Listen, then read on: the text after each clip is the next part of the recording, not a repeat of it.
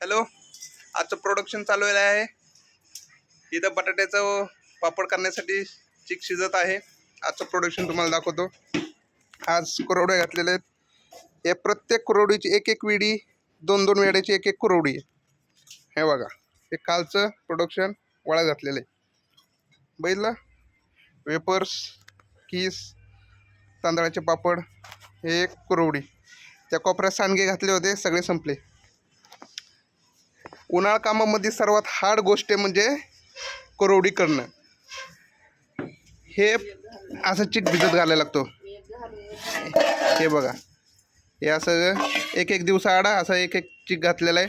म्हणजे गहू भिजत घातलेले आहेत. असं चिक काढला शिजवण्यापासून,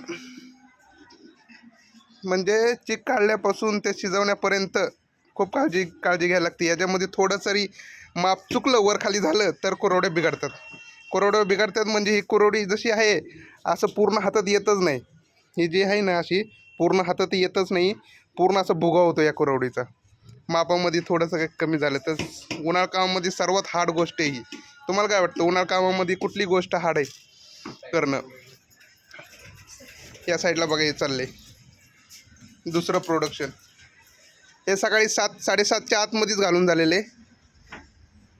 हे दुसरं चाललेत बटाटा आणि साबुदाणा पूर्ण याचं मिक्सरमध्ये काढून चाललेलं आहे. बघू कसं होतं हे पण.